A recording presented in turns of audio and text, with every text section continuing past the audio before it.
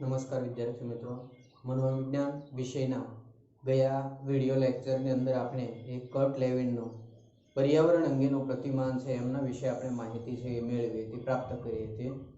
Kurt Levin એ પોતે એવું માનતા હતા કે ભાઈ મનોવૈજ્ઞાનિક પર્યાવરણ અને ભૌગોલિક પર્યાવરણ જે છે એ બંને ભિન્ન પ્રકારના છે અને બંનેની અસરો છે એ અલગ અલગ રીતે છે એ વ્યક્તિમાં તમને જોવા મળશે. એના માટે એણે એ પોતાનું પ્રતિમાન જે છે કર્ટ લેવિનનું, બરાબર ને, કે જેને જીવન અવકાશના સિદ્ધાંત તરીકે આપણે ઓળખીએ છીએ એ આપ્યો. આ જીવન અવકાશના સિદ્ધાંત અનુસાર એ વ્યક્તિ જે કંઈ કાર્ય કરે છે તો એના એ કેન્દ્રમાં પી સ્વરૂપે હાજર હશે અને એના બાહ્ય વિસ્તારમાં ઈ એટલે કે એન્વાયરમેન્ટ, પર્યાવરણ જે છે, વાતાવરણીય અસરો, ટૂંકમાં એના જીવનના જે અનુભવો છે એના આધારિત એ બધી જ બાબતોમાં એ આનાથી ઘડાયેલો, એનાથી વીંટળાયેલો તમને જોવા મળશે એ જે કંઈ કાર્ય કરે છે.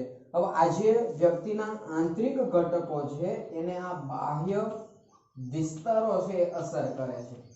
આપણે ઉદાહરણ જોયું હતું કે ભાઈ ઘણી વખત છે એ બાહ્ય વિસ્તાર અસર ન કરતો, એની સાથે સીધું લેવા દેવા ન હોય, પણ એ ક્યાંક ને ક્યાંક છે એ જીવનના અનુભવોમાં ઘડાતો. એક શિક્ષક ટ્રાફિકની અંદર ફસાય છે તો એને વિદ્યાર્થીઓ સાથે કઈ લેવા દેવા નથી, વિદ્યાર્થીઓની ક્રિયામાં કોઈ અવરોધ નહીં થાય, પણ ફસાયેલા શિક્ષકનો જ વર્ગ પછીના સમયે આવતો હોય અને એ ગેરહાજર છે તો એ વિદ્યાર્થીઓની કાર્ય પદ્ધતિ, કાર્યશૈલી પર અસર કરશે. એટલે કે એના માટેનું આપણે લાઈફ સ્પેસ, જીવન અવકાશ વિશેનું સૂત્ર પણ એ તારવ્યું હતું. એના જેવું એક બીજું આપણે પર્યાવરણ અંગેનું પ્રતિમાન છે એ મનોવૈજ્ઞાનિક બ્રેનર એ દ્વારા આપવામાં આવેલું છે. હવે બ્રેનર છે એ પર્યાવરણ અંગે જુદો જ મત અભિગમ ધરાવે છે. એ કર્ટ લેવિન સાથે સહમત નથી થતા. કર્ટ લેવિને એવું કીધું હતું કે ભાઈ પર્યાવરણ અને વ્યક્તિ બંને, ટૂંકમાં મનોવૈજ્ઞાનિક અને ભૌગોલિક પર્યાવરણ બંને ભિન્ન છે. જ્યારે બ્રોનફેન-બેનર છે એને એવું કીધું હતું કે ભાઈ પર્યાવરણીય બાબતો છે એ માનવીના સંદર્ભમાં એ પંખીના માળાની જેમ રચાયેલ છે. હવે આપણે બધા જાણીએ છીએ કે ભાઈ પંખીનો માળો કઈ રીતે હશે, તો કે એ જે નાની નાની ડાળીઓ, નાના નાના તીરખાઓ ગોતીને લાવે છે અને એવી રીતે ગોઠવે છે કે એકની ઉપર બીજું, બીજા ઉપર ત્રીજું, ગોળાશ પડતો જોવા મળશે. એને તમે એક બાજુથી પકડશો તો પછીનો ભાગ છે એ નીચે નહીં કરે, એકબીજા સાથે જોડાયેલું છે, સંકળાયેલું છે. એટલે કે જીવનના જે અનુભવો છે એ એકબીજા સાથે ગૂંથાય છે, એકબીજા સાથે વણાય છે.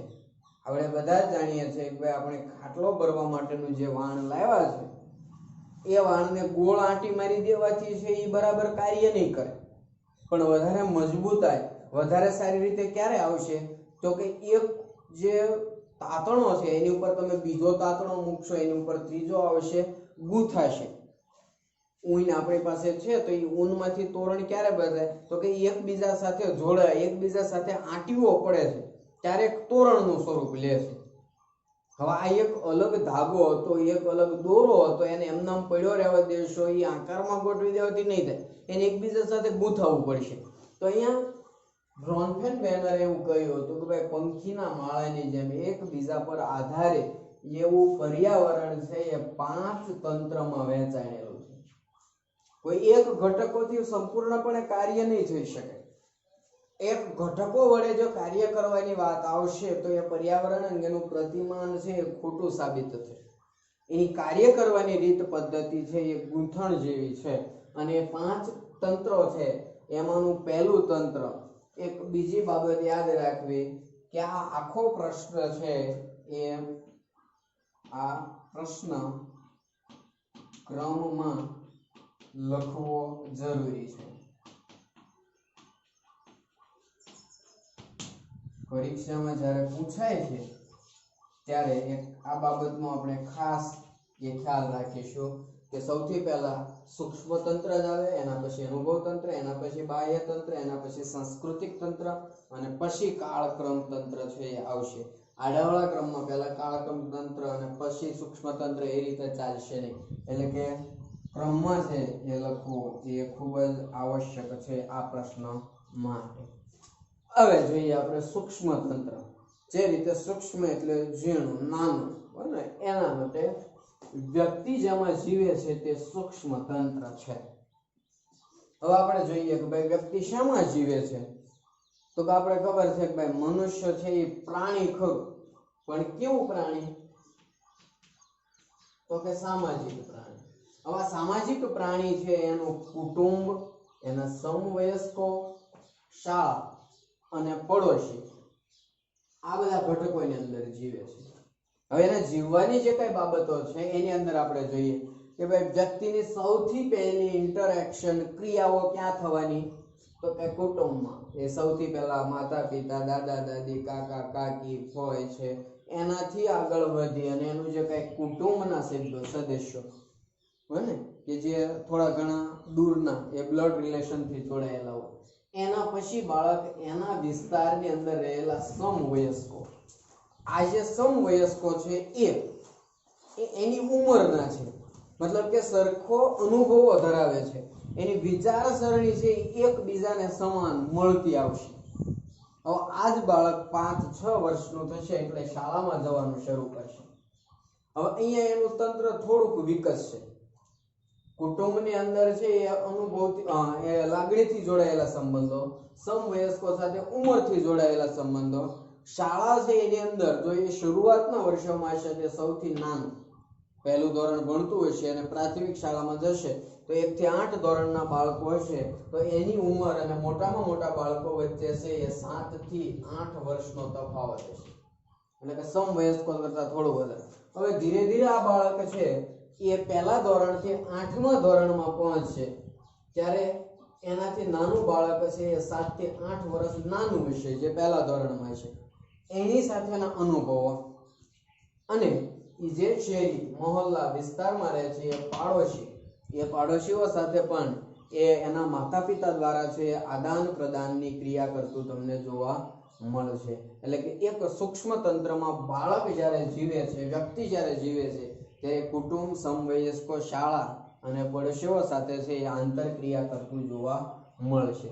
તો અહીંયા મોટા ભાગની આંતરક્રિયા છે એ માતા પિતા, સમવયસ્કો અને મિત્રો સાથે જોવા મળશે. આપણે જોયું કે ભાઈ કુટુંબમાં રહે છે તો એ માતા પિતા સાથે, શાળામાં જશે ત્યારે સમવયસ્કો મિત્રો સાથે, પડોશની અંદર એ મિત્રો સાથે. હવે આપણે ખબર છે કે ભાઈ આ બાળક જે વિસ્તારની અંદર રહે છે એના વિચારો, એના મૂલ્યો છે એ આત્મસાત કરશે, કારણ કે એના કુટુંબનું વાતાવરણ, એના આડોશ પડોશનું વાતાવરણ અને સાથે સાથે શાળાનું વાતાવરણ એ જે તે વિસ્તારને મળતું આવશે. એટલે કે વ્યક્તિનું જે માનસિક અને શારીરિક ઘડતર થાય છે એ સૂક્ષ્મ તંત્ર આધારિત એના કુટુંબ, શાળા, સમવયસ્કો, મિત્રો, પાડોશીઓને અનુરૂપ એ થતું જોવા મળશે. હવે સૂક્ષ્મ તંત્ર છે એ માની લો કે શાળા કે પાડોશ પૂરતું મર્યાદિત છે, પણ હવે એનું અનુભવ તંત્ર વિકસિત થશે. આ બાળક છે અંદાજે 5, 7, 8, 10 વર્ષની ઉંમરે પહોંચી જશે ત્યારે એના પર્યાવરણની આખી રચના થાય છે. કઈ રીતે, તો કે અનુભવ તંત્ર છે એની અંદર અલગ અલગ સૂક્ષ્મ તંત્રો આવ્યા. હવે સૂક્ષ્મ તંત્રો કઈ રીતે, તો કે દાખલા તરીકે બાળક એ છે એના માતા પિતા છે A1, એના માતા A1, પિતા A2, આ રીતે એના કુટુંબનું વાતાવરણ થયું. હવે આ જ શાળાની અંદર બાળક B ભણે છે તો એના માતા છે એ B1 અને B2 માતા પિતા. ત્રીજો વિદ્યાર્થી છે C તો એના પણ C1, C2. હવે એવું બનશે કે ભાઈ જે શાળામાં ભણે છે ત્યાં ઘણા બધા આવા વિદ્યાર્થીઓ હોય છે, એક વર્ગમાં વિદ્યાર્થીઓની સંખ્યા હશે, શાળામાં એની કરતા વધશે. તો આવા જે તંત્રો નાના, એક બાળકનું એક સૂક્ષ્મ તંત્ર, એવા 50 બાળકો હોય તો 50 સૂક્ષ્મ તંત્રો બનશે, 100 બાળકો હોય તો 100 સૂક્ષ્મ તંત્રો. મતલબ કે એના માતા પિતાએ શાળાએ મોકલતા પહેલા જે કંઈ શીખવાડ્યું છે, બાળક જે કંઈ શીખ્યું છે, એની જે આવડતની બાબતો, એની આવડતની પળો જે છે એ આ બધાની ભેગી થશે. એક બાળક બીજા બાળક સાથેના અનુભવો વહેંચશે, એમાંથી છે એક આખું સર્કલ રચાશે અને એના પોતપોતાના અનુભવો હશે. એટલે એક અનુભવ તંત્ર છે એ ઘણા બધા સૂક્ષ્મ તંત્રોનું બનેલું હશે. આ ઘણા બધા સૂક્ષ્મ તંત્રો એટલે કે એક વ્યક્તિના સંપર્કમાં આવતા અન્ય ઘણા બધા વ્યક્તિઓ. આ કૌટુંબિક અનુભવોની સાથે મિત્રો કે શિક્ષકો સાથેની આંતરક્રિયા પર પણ અસર કરશે. હવે બાળક જ્યારે નાનું હતું અને ઘરમાં રહેતું હતું ત્યારે એના માતા પિતા એને કઈ રીતે બોલાવે છે, એનાથી નાની ઉંમરના કે મોટી ઉંમરના વ્યક્તિઓ એની સાથે કેવો વ્યવહાર કરે છે, આ વ્યવહાર છે એ જ્યારે શાળામાં જશે ત્યારે થોડોક અલગ હશે. કારણ કે જે રીતે માતા પિતા બોલાવે છે એ જ રીતે કદાચ એના બાળકો એને એના મિત્રો એને નહીં બોલાવે, અને જેવો વ્યવહાર એના મિત્રો સાથેનો હતો એવો જ વ્યવહાર એના શિક્ષકો સાથે હશે. ક્યાંક આદર ભાવ આપશે, ક્યાંક આદર ભાવ મેળવશે, ક્યાંક એની મજાક મસ્તીના સંબંધો હશે. તો આજે આંતરક્રિયા પર અસર થશે. એ જ્યાર સુધી એ શાળાએ નહોતું જતું, આડોશ પાડોશમાં હતું, માતા પિતા સાથે છે એ થોડુંક લાડકોડથી છે એ રહેતું હતું. હવે અહીંયા આ લાડકોડ ઉપર થોડા ઘણા અંશે કાપ મુકાય છે અને જીવનના વાસ્તવિક અનુભવો કે બીજા લોકો સાથે રહેવાનું શરૂ કરશે. તો હવે એવું બનશે કે ભાઈ ભગ્ન કુટુંબના બાળકો, બરાબર. હવે ભગ્ન કુટુંબના બાળકો એટલે એવું બને કે ભાઈ જે કુટુંબની અંદર ખંડિતતા જોવા મળે છે. ઘણી વખત એવું બને કે ભાઈ બાળકનો જન્મ થયો છે ત્યારે છે એના માતા પિતા સંયુક્ત કુટુંબમાં રહેતા હતા, પણ હવે છે એ કોઈ કારણોસર 2-3 વર્ષનો થયું એટલે એનો સંયુક્ત કુટુંબમાંથી છે એ વિભક્ત કુટુંબ થયું. એટલે કે એના માતા પિતા સ્વતંત્ર પ્રવૃત્તિની અંદર જોડાણા અને એના દાદા દાદી છે એ અન્ય પ્રવૃત્તિમાં છે એ જોડાયેલા જોવા મળશે.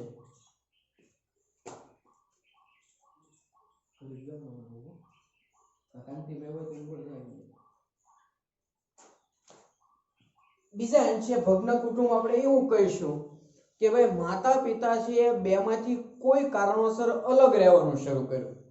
માની લો કે માતા પિતા બેમાંથી એકનું અવસાન થયું, અથવા તો કોઈ કારણોસર છે એ મન મેળની અંદર કોઈ તકલીફ સર્જાણી, મતભેદો થયા અને માતા પિતા એકબીજાથી અલગ રહેવાનું શરૂ કર્યું.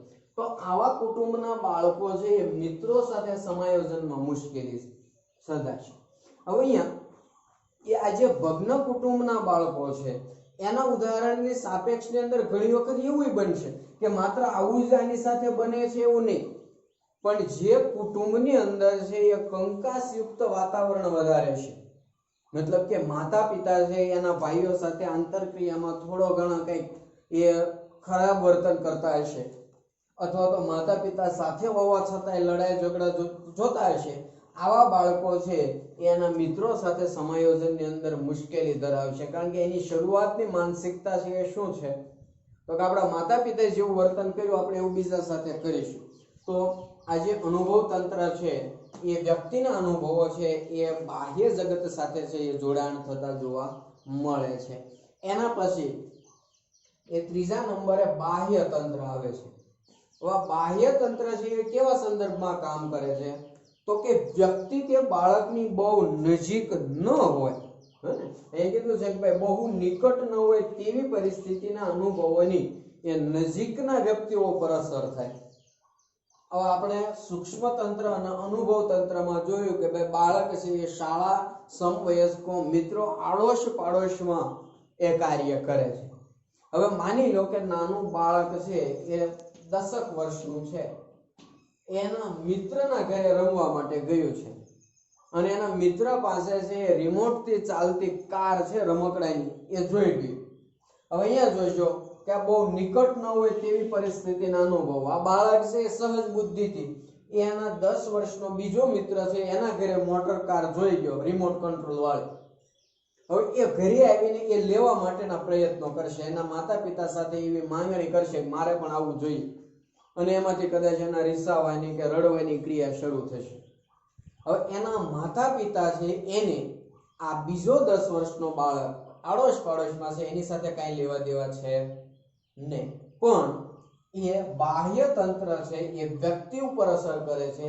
એટલે કે આ 10 વર્ષનું બાળક છે એની આંતરક્રિયા એના પોતાના 10 વર્ષના બાળક સાથે થઈ અને એનું વર્તન છે એ માતા પિતા સાથે ખરાબ થયું તો આ રીતે અસર કરશે. મતલબ કે બાહ્ય જગતના અનુભવોની અસર વ્યક્તિના પોતાના વર્તન પર પડતી જોવા મળે છે. એટલે કે વ્યક્તિ જ્યારે મોટી ઉંમરે પહોંચશે, બાળક છે એ સમજણું થશે, આવી પરિસ્થિતિમાં એ જે જગ્યાએ કાર્ય કરે છે એના અનુભવોની અસર એની પત્ની કે બાળકો પર છે એ થતી જોવા મળે છે. કઈ રીતે? તો કે સામાન્ય રીતે એવું બને, માની લો કે વર્તમાન સમયે છે એ કોવિડ-19 કોરોના મહામારીના કારણે છે એ મોટા ભાગની ઓફિસો બંધ છે. હવે ઓફિસોમાંથી અમુક સમય માટે છે એ કર્મચારીને છૂટા કરી દીધા. એક સમય એવો હતો કે ભાઈ કામ કરે છે એના બદલામાં 1 થી 10 તારીખની વચ્ચે એનો પગાર છે એ મળી જતો હતો. પણ આ મહામારીના કારણે છે એ ઓફિસેથી એવું જણાવવામાં આવ્યું કે ભાઈ ઉત્પાદન કાર્ય બંધ છે અને ઉત્પાદન કાર્ય બંધ હોવાના કારણે છે એ પગારની ચૂકવણી થઈ શકશે નહીં. આવી પરિસ્થિતિમાં આવકના સ્ત્રોત છે એ બંધ થઈ ગયા. હવે જે પત્ની અને બાળકોની જરૂરિયાત છે એ ઊભી રહેવાની. તો જ્યારે જ્યારે પત્ની અને બાળકો આ વ્યક્તિ પાસે કોઈ પણ બાબતની માંગણી કરશે ત્યારે આ વ્યક્તિ દ્વારા એનો ના પાડવામાં આવશે, એની પ્રતિકાર કરવામાં આવશે અને સામે છે એ સામેની વ્યક્તિ હોય એની પત્ની અને એના બાળકો છે એની માંગણી નહીં સંતોષાવાના કારણે એ આક્રોશ, રોષનું વાતાવરણ છે એ જોવા મળશે. અથવા એવું બને કે ભાઈ આ કાર્યસ્થળે વ્યક્તિ કાર્ય કરે છે એના બોસ દ્વારા, એના ઉપરી અધિકારી દ્વારા એને છે એ ખીજાવવામાં આવ્યું, એની સાથે છે એ અણગમતું વર્તન કરવામાં આવ્યું. તો હવે એ હોદ્દાની દ્રષ્ટિએ નીચેના સ્થળે હોવાથી આ વ્યક્તિ એના બોસ, એના ઉપરી અધિકારીને કંઈ નહીં કહી શકે. પણ એ જ વ્યક્તિ ઘરે આવ્યા પછી એની પત્ની અને બાળકો ઉપર થોડુંક રોષ, આક્રોશયુક્ત વર્તન છે એ કરશે. ઘણી વખત આવું બનશે કે ભાઈ શાળાની અંદર બાળકો ભણે છે, કોઈ કારણસર સજામાં એ શિક્ષકે એને છે એ માર માર્યો છે. હવે આ ઘટના બાળક અને શિક્ષક પૂરતી મર્યાદિત છે, પણ એ જ બાળક ઘરે ગયા પછી પણ એના માતા પિતા સાથે છે એ તોછડાય ભર્યું વર્તન કરશે અથવા તો એ રિહાવાની ક્રિયા કરશે. તો અહીંયા કહેવાનો અર્થ એવો છે બાહ્ય તંત્રમાં કે બહુ નિકટની ન હોય એવી વ્યક્તિ સાથે થયેલી આંતરક્રિયાની અસરો એના નિકટના વ્યક્તિ સાથે પણ એની અસરો જોવા મળે છે. મતલબ કે એની અંદર એ ક્યાંક ને ક્યાંક અમુક અંશે છે એ વિરોધાભાસ, મતાંતરો છે એ તમને જોવા મળશે. ત્યાર પછીનું ચોથા નંબરે છે સાંસ્કૃતિક તંત્ર. હવે એની અંદર વ્યક્તિ જે સંસ્કૃતિમાં રહે છે તેની સાથે સંકળાયેલ હોય છે. હવે અહીંયા આપણી માન્યતાઓ, આપણી વિચારધારાઓ છે એ કેવી હોવાની? તો કે એની અંદર છે એ અમુક ચોક્કસ બાબતો છે. દાખલા તરીકે આજે શનિવાર છે તો આપણે એવા વિસ્તારની અંદર રહીએ છીએ કે ભાઈ હનુમાન દાદાની પૂજા કરવામાં આવે. સવારે અથવા સાંજના સમયે છે આપણે હનુમાન દાદાની મૂર્તિ ઉપર તેલ ચડાવશું, એના નામનો આપણે ઉપવાસ કરીશું. હવે આની આ જ માન્યતા છે એ અમેરિકા ખંડની અંદર, અમેરિકા દેશની અંદર તમને જોવા નહીં મળે. કારણ કે ઈ જે સંસ્કૃતિમાં રહે છે એ લોકો એને આપણી સંસ્કૃતિ, આપણી વિચારધારા સાથે ક્યાંય મેળ ખાતો નથી. હવે આ જે બાબત છે એ કઈ રીતે? તો કે આપણને એવું કીધું છે કે ભાઈ જે સંસ્કૃતિમાં માન્યતાઓ, મૂલ્યો, રિવાજો આ બધાનો સમાવેશ થાય છે એ લોકોનું વર્તન પણ એવું જોવા મળશે, લોકોની ક્રિયા પણ એવા જ પ્રકારની જોવા મળશે. આપણે સામાન્ય રીતે એવા રૂઢિચુસ્ત પરિવારમાં હોય કે જ્યાં બિલાડીનું આડું ઉતરવું એને અપશુકન માનવામાં આવે છે, કોઈ પનિયારી છે એનું નીકળવું એને શુકન માનવામાં આવે છે. તો આ આપણે જે કંઈ માન્યતાઓ છે એને આપણે જડપણે વળગી રહીશું, એ શુકન અપશુકનની અંદર આપણે એને ગોતીશું. આપણા જે મૂલ્યો છે, દાખલા તરીકે આપણે છે એ અતિથિ દેવો ભવ, મહેમાન ગતિની અંદર વધારે માન્ય છે, તો આની આ વિચારસરણી બધે જ માન્ય હશે. આપણા રિવાજોની અંદર એ ધીરે ધીરે છે એ જે પરિવર્તન આવતું હોય એને સ્વીકારવા કે ન સ્વીકારવા એ જે તે વ્યક્તિ, જે તે વસ્તુ છે એની સાથે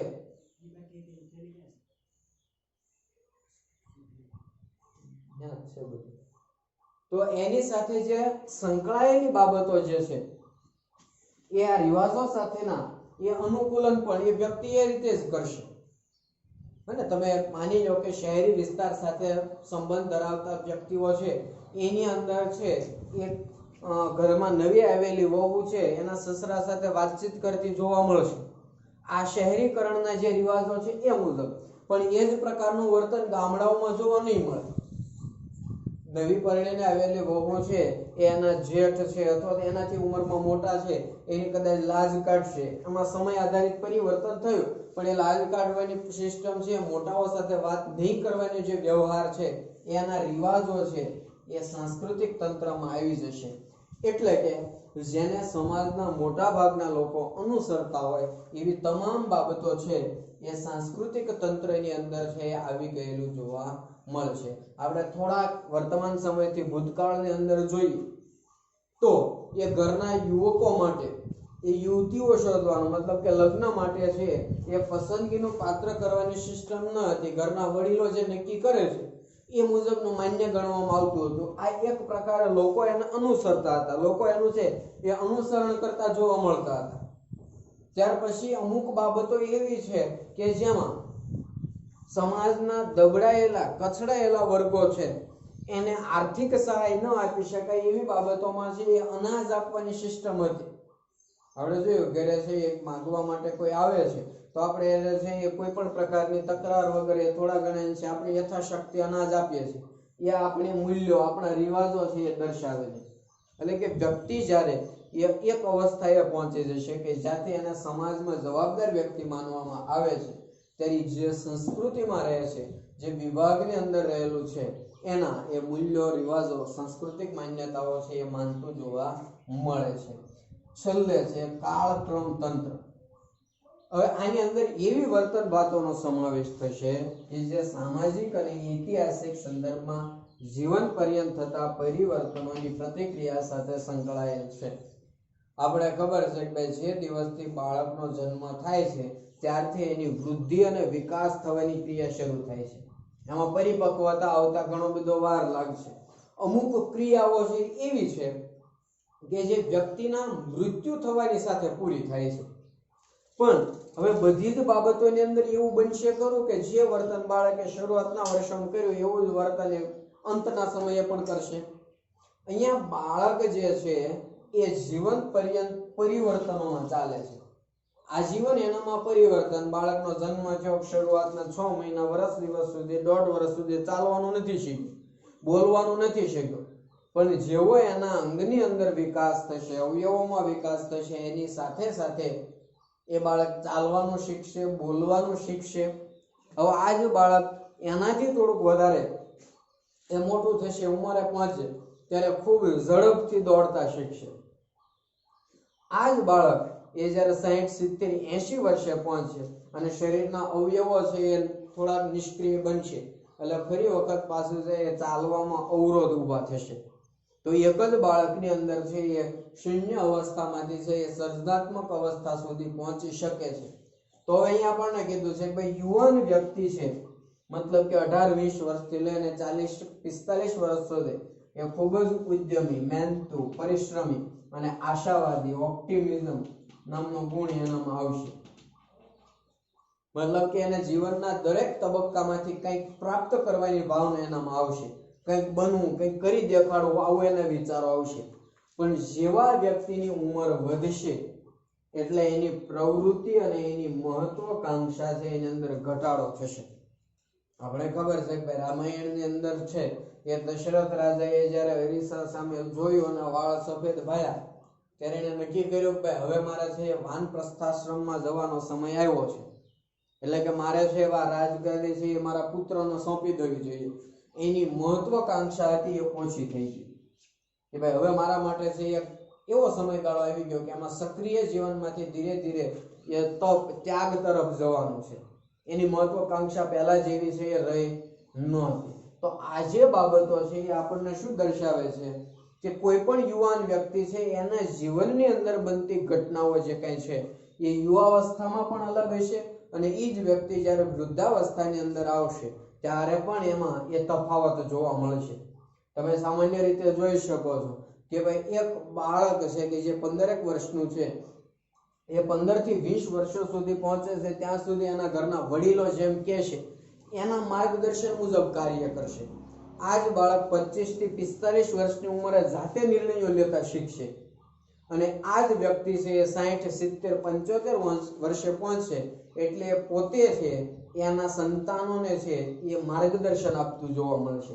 માર્ગદર્શન મેળવવું, જાતે કાર્ય કરવું અને માર્ગદર્શન આપવા સુધીની ક્રિયા એ સતત બદલાય છે. મતલબ કે કાળક્રમ આધારિત એક જ વ્યક્તિના જીવનમાં એ સમયાંતરે છે એ પરિવર્તન તમને આવતું જોવા મળશે. એક સમાન ક્યારેય રહી શકતો નથી. એના જે કંઈ વિચારો છે એ સર્જનાત્મકતાથી છે એ છેલ્લે અસ્તિત્વ ટકાવવા સુધીના છે એ જોવા મળે છે.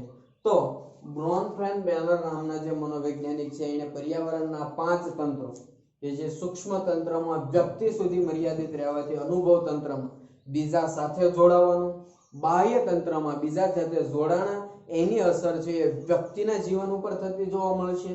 એના પછી સાંસ્કૃતિક તંત્ર વધારે જવાબદાર વ્યક્તિ તરીકે સમાજના નીતિ નિયમો મૂલ્યો આવડતો છે એને મળતું આવતું, અને છેલ્લે કાળક્રમ અંતર્ગત એ વ્યક્તિના જીવનમાં જે જે ઘટનાઓ બને છે એ પોતાના જરૂરિયાતો આધારિત બનશે. એ પોતે કઈ અવસ્થાની અંદર પહોંચેલું છે એને ધ્યાનમાં લઈ અને થતું જોવા મળશે. તો અત્યાર સુધીના એ પાઠની અંદર આપણે છે માનવ પર્યાવરણ વચ્ચેનો સંબંધ અને પર્યાવરણ અંગેના 2 પ્રતિમાનો કોર્ટ લેવિન અને બ્રોનફેન-બેનર, મોટા ભાગે પરીક્ષામાં 2 માંથી 1 એ પૂછાતું હોય છે. તો એને વ્યવસ્થિત રીતે આપણે છે એક વખત તૈયાર કરી લેશું, એને સમજવાનો પ્રયત્ન કરીશું. સાથે હવે આગળના પ્રશ્નની અંદર એ 2 પ્રશ્નો આપણે ભણવાના આવે છે કે માનવ વર્તન પર પર્યાવરણની અસર અને પર્યાવરણની માનવ વર્તન પરની અસર. એ અંતર્ગત એ 2 મોટા 5 માર્કના પ્રશ્નો છે, એમાંથી ટૂંક નોંધ પણ એ આવે છે. તો આપણે આગળના વિડીયો લેક્ચરની અંદર એના વિશે વિસ્તૃત માહિતી મેળવીશું.